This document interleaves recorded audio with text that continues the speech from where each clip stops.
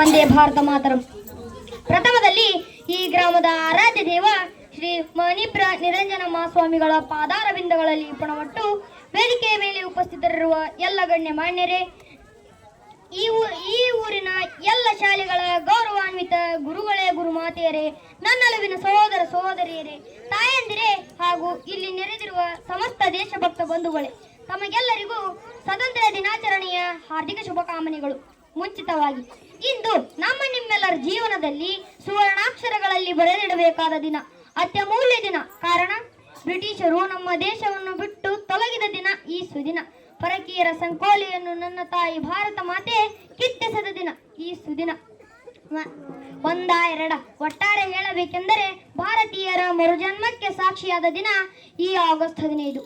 ಆತ್ಮೀಯರೇ, ಒಂದು ಕಾಲದಲ್ಲಿ ಸರ್ವ ಸಂಪದ್ಭರಿತವಾದ ನನ್ನ ಭಾರತಕ್ಕೆ ಕೇವಲ ಸಾಂಬಾರ್ ಪದಾರ್ಥಗಳ ವ್ಯಾಪಾರಕ್ಕಾಗಿ ಬಂದ ಬ್ರಿಟಿಷರು ನಮ್ಮ ನೆಲದಲ್ಲೇ ನೆಲೆಯೂರಿದರು. ಅಷ್ಟೇ ಅಲ್ಲದೆ ನಮ್ಮಲ್ಲಿಯೇ ಬಿರುಕುಗಳನ್ನುಂಟು ಮಾಡಿದರು. ನಮ್ಮ ದೇಶಕ್ಕೆ ಬಂದ ಹಲವಾರು ವಿದೇಶಿಗರಲ್ಲಿ ಈ ಕೆಂಪು ಮೋತಿಯ ಮಂಗಗಳೇ ಸುಮಾರು 200 ವರ್ಷಗಳ ಕಾಲ ನಮ್ಮ ಭಾರತ ಮತ್ತು ಭಾರತೀಯರನ್ನು ದಾಸ್ಯಕ್ಕೆ ನೂಕಿದರು. ದೇಶ ನಮ್ಮದು, ನೆಲ ನಮ್ಮದು, ಉಸಿರಾಡುವ ಗಾಳಿ, ಕುಡಿಯುವ ನೀರು, ಸೇವಿಸುವ ಆಹಾರ ಅದು ಕೂಡ ನಮ್ಮದೇ. ಆದರೆ ಅಧಿಕಾರ ದಬ್ಬಾಳಿಕೆ ಮಾತ್ರ ಬ್ರಿಟಿಷರದ್ದು.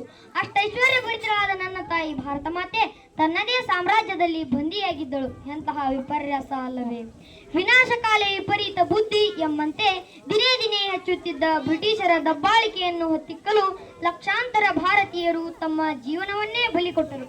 ಸ್ವತಂತ್ರದ ಭಾರತದ ಕಿಚ್ಚು, ಸ್ವಾಭಿಮಾನ, ದೇಶಾಭಿಮಾನಗಳನ್ನು ಒಗ್ಗೂಡಿಸಿಕೊಂಡಂತಹ ಬಾಲಗಂಗಾಧರ್ ತಿಲಕ್, ಬಿಪಿನ್ ಚಂದ್ರಪಾಲ್, ಲಾಲಾ ಲಜಪತ್ ರಾಯ್, ಮಂಗಲ್ ಪಾಂಡೆ, ಸುಖದೇವ್, ಕಿತ್ತೂರು ರಾಣಿ ಚೆನ್ನಮ್ಮ, ಸಂಗೊಳ್ಳಿ ರಾಯಣ್ಣ, ಝಾನ್ಸಿ ರಾಣಿ ಲಕ್ಷ್ಮೀಬಾಯಿ, ರಾಣಿ ಅಬ್ಬಕ್ಕರಂತಹ ಸಾವಿರಾರು ಭಾರತೀಯ ಕ್ರಾಂತಿ ಸಿಂಹಗಳ ಗರ್ಜನೆಗೆ ಕಿರೀಟವಿಟ್ಟಂತಿದ್ದ ಸುಭಾಷ್ ಚಂದ್ರ ಬೋಸ್, ಸ್ವತಂತ್ರ ಕಿಚ್ಚು ಆರದಂತೆ ತಮ್ಮ ಲೇಖನಿಯ ಮೂಲಕ ಎಲ್ಲ ಸ್ವತಂತ್ರ ಹೋರಾಟಗಾರರಲ್ಲಿ ಉತ್ಸಾಹದ ತೈಲವೆರೆಯುತ್ತಿದ್ದ ವೀರ ಸಾವರ್ಕರ್ ನಂತಹ ಅನೇಕರು ತಮ್ಮ ಜೀವನವನ್ನು ಪಣಕ್ಕಿಟ್ಟು ದೇಶದ ಸ್ವಾತಂತ್ರ್ಯಕ್ಕೋಸ್ಕರ ಹೋರಾಡಿದರು.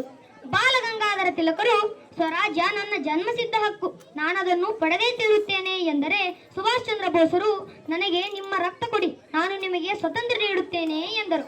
ಗಾಂಧೀಜಿಯವರ ನೇತೃತ್ವದಲ್ಲಿ ನಡೆದ ಕ್ವಿಟ್ ಇಂಡಿಯಾ ಚಳವಳಿ, ಸ್ವದೇಶಿ ಚಳವಳಿ, ಚಂಪಾರಣ್ಯ ಚಳವಳಿ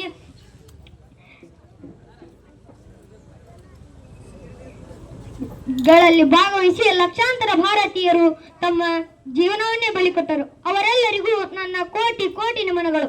ಏಕೆಂದರೆ ಅವರೆಲ್ಲರ ತ್ಯಾಗ, ಬಲಿದಾನ ಮತ್ತು ಮುಂದಾಳತ್ವದ ಫಲವಾಗಿಯೇ ಭಾರತವು 1947 ಆಗಸ್ಟ್ 14 ಮಧ್ಯರಾತ್ರಿ ಸ್ವತಂತ್ರಗೊಂಡಿತು. ಸತತ ಪರಿಶ್ರಮದ ಫಲವಾದ ಈ ಸ್ವಾತಂತ್ರ್ಯ ಸ್ವೇಚ್ಛೆ ಆಗದೆ ಸದುಪಯೋಗವಾಗಬೇಕು. ಎಲ್ಲ ಭೇದ ಭಾವಗಳನ್ನು ತೊರೆದು ನಾವೆಲ್ಲರೂ ಭಾತೃತ್ವದಿಂದ ಬಾಳಬೇಕು. ಸ್ವತಂತ್ರ ಬಂದ ಸಂದರ್ಭದಲ್ಲಿ ಬ್ರಿಟಿಷರು ಭಾರತವನ್ನು ಬಿಟ್ಟು ಹೋದರು ಅನ್ನುವ ಒಂದೇ ಒಂದು ಖುಷಿ ಬಿಟ್ರೆ ಈ ದೇಶದಲ್ಲಿ ಅವತ್ತಿನ್ನೇನು ಉಳಿದಿತ್ತು? ಇದ್ದದ್ದನ್ನೆಲ್ಲ ಆಂಗ್ಲರು ದೋಚಿಯಾಗಿತ್ತು. ಅದೂ ಸಾಲದೆಂಬಂತೆ ದೇಶವನ್ನ ಇಬ್ಬಾಗ ಮಾಡಿ ಸ್ವತಂತ್ರ ಕೊಟ್ಟರು. ಬರಿದಾದ ಖಜಾನೆ, ಕೋಮು ಸಂಘರ್ಷದ ದಳ್ಳುರಿ, ಕೆಲವು ರಾಜ ಸಂಸ್ಥಾನದ ಸುಲ್ತಾನರ ಕಿರಿಕಿರಿ, ಪ್ರತ್ಯೇಕತಾವಾದ, ಭಯೋತ್ಪಾದನೆ, ನಕ್ಸಲರ ಹಾವಳಿ ಇವೆಲ್ಲವುದರ ನಡುವೆ ಅವತ್ತು ದೇಶವನ್ನು ಮತ್ತೆ ಕಟ್ಟಿ ನಿಲ್ಲಿಸುವುದು ಖಂಡಿತ ಸುಲಭದ ಮಾತಾಗಿರಲಿಲ್ಲ.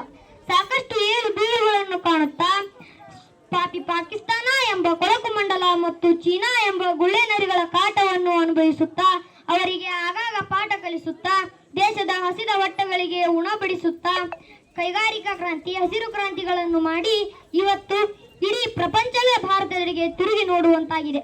ಅಷ್ಟೇ ಅಲ್ಲ, ಭಾರತವನ್ನು ನಿರ್ಲಕ್ಷಿಸುವುದಕ್ಕೆ ಸಾಧ್ಯನೇ ಇಲ್ಲ ಅನ್ನುವಷ್ಟರ ಮಟ್ಟಿಗೆ ಭಾರತ ಬೆಳೆದು ನಿಂತಿದ್ದು ಸಣ್ಣ ಸಾಧನೆ ಅಲ್ಲ. ಭಾರತ ಇಂದು ಜಾಗತಿಕ ಮಟ್ಟದಲ್ಲಿ ಆಹಾರ ಪೂರೈಕೆದಾರ ದೇಶ. ರಕ್ಷಣೆ, ಕೈಗಾರಿಕೆ, ಬಾಹ್ಯಾಕಾಶ, ವಿಜ್ಞಾನ, ಕ್ರೀಡೆ, ಅಣುಶಕ್ತಿ, ಮಾಹಿತಿ ತಂತ್ರಜ್ಞಾನ, ಔಷಧಿ ಹೀಗೆ ನಾನಾ ಕ್ಷೇತ್ರಗಳಲ್ಲಿ ಭಾರತ ಇಂದು ದೈತ್ಯ ಶಕ್ತಿಯಾಗಿ ಬೆಳೆದು ನಿಂತಿದೆ. ಪ್ರಪಂಚದ ಬಲಿಷ್ಠ ರಾಷ್ಟ್ರಗಳಲ್ಲಿ ನಮ್ಮ ಭಾರತವೂ ಒಂದಾಗಿದೆ ಎನ್ನುವುದು ನಮ್ಮೆಲ್ಲರಿಗೂ ಹೆಮ್ಮೆಯ ಸಂಗತಿ. ಪ್ರೀತಿಯ ಸಹೋದರ ಸಹೋದರಿಯರೇ, ಇಂದಿನ ಈ ಸಂಭ್ರಮ, ಆಚರಣೆ, ಘೋಷಣೆಗಳು ಕೇವಲ ಘೋಷಣೆಗಳಾಗಿಯೇ ಉಳಿಯಬಾರದು.